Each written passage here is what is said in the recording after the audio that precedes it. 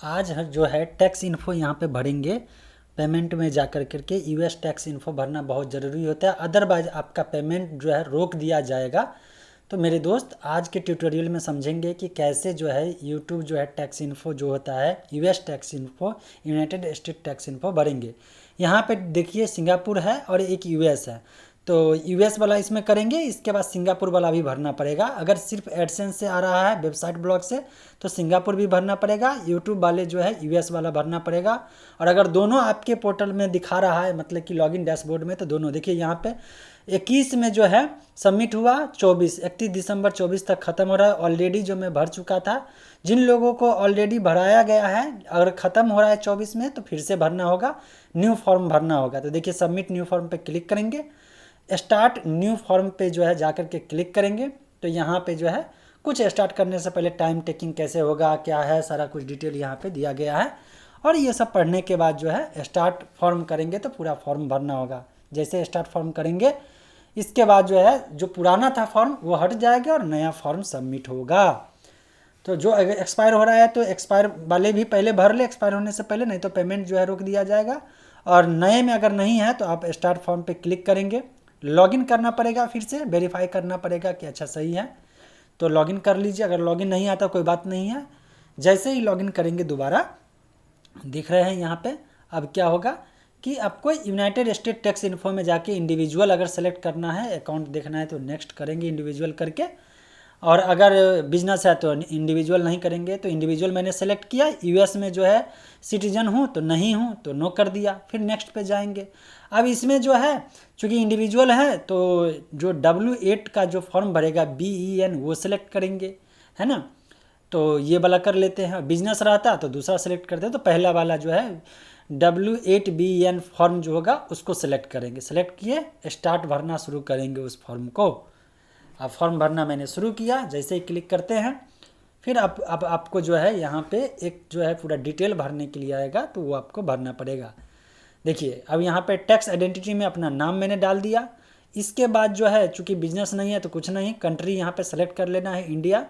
नीचे जा करके जो कंट्री है अपना इंडिया सेलेक्ट करके, इसके बाद फॉरेन टीन में अपना पैन नंबर डालना है। मतलब कि टैक्स आइडेंटिफिकेशन नंबर होता है तो अपना जो इंडिविजुअल है वो पैन नंबर होगा, तो आप अपना pan number, pan card number का जो डिजिट है वो जो है उसके पूरा पैन नंबर एंट्री कर दीजिएगा। इंडिविजुअल है तो पर्सनली होगा, है ना। इसके बाद जो है अब आपको करना क्या है कि नेक्स्ट करना है, चूँकि अब ऑप्शनल है, यूएसटी है नहीं तो नेक्स्ट कर देंगे।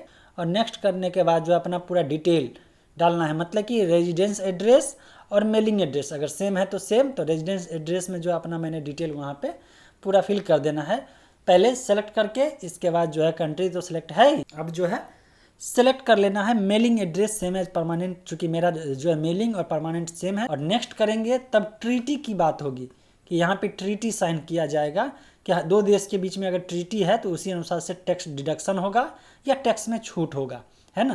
तो चलो नेक्स्ट पे करते हैं।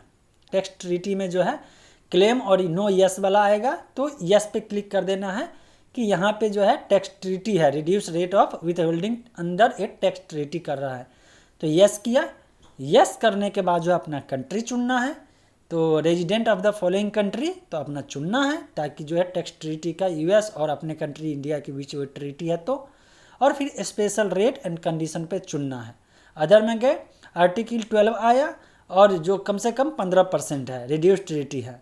फिर गए सर्विस और अदर बिजनेस इनकम वाला, अगर एडसेंस है और एडसेंस पर यूट्यूब नहीं, एडसेंस है तो यूएस के बीच। देखिए दो टाइप के, सिर्फ एडसेंस मतलब ब्लॉग वेबसाइट से पैसा, एडसेंस फॉर यूट्यूब, यूट्यूब के इनकम से पैसा। तो आर्टिकल 7 अब यहाँ पे जो है रिड्यूस रेट 0% है तो 0% वहाँ पे रखा जाएगा।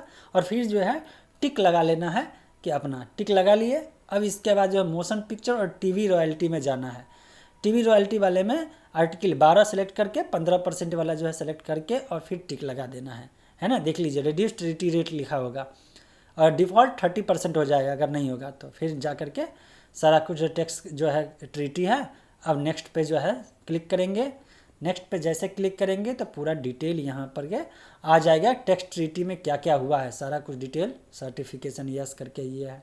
Activity and service perform in US क्या कर रहे हैं, तो नहीं। फ्यूचर में करने का प्लान है नहीं, कि एक्सेप्ट किया और इसके बाद नेक्स्ट कर देना है। नेक्स्ट जैसे करेंगे टैक्स रिपोर्टिंग वाला आ जाएगा, है कि नहीं।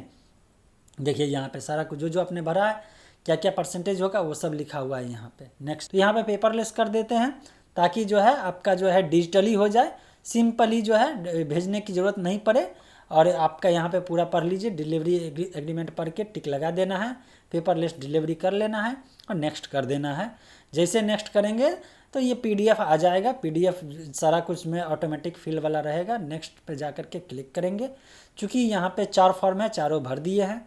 इसके बाद जो है सर्टिफाई एंड साइन करना है। तो जो भी है वो आप एक तरह से टर्म एंड कंडीशन इसका मान रहे हैं, तो वहाँ पे टिक लगा लेना है और फिर से जा कर के जो है स्टेटस एफिडेविट में जा कर के और इसके बाद फिर से टिक लगा लेना है। सारा कुछ पढ़ने के बाद अगर पढ़ना है तो पढ़िए, नहीं तो मानना तो पड़ेगा ही, है कि नहीं। पढ़ करके साल वहाँ पे एंट्री करेंगे, 24 है तो 24, और जो डेट है नीचे में description of date for each change to tax form optional है, लेकिन फिर भी चलो मैंने जो है करंट डेट डाल दिया, तो डेट मैं वहाँ पे एंट्री कर देता हूँ। यहाँ पे डेट जो होगा कैसे डे मंथ और ईयर के अनुसार जो है कर लेना है।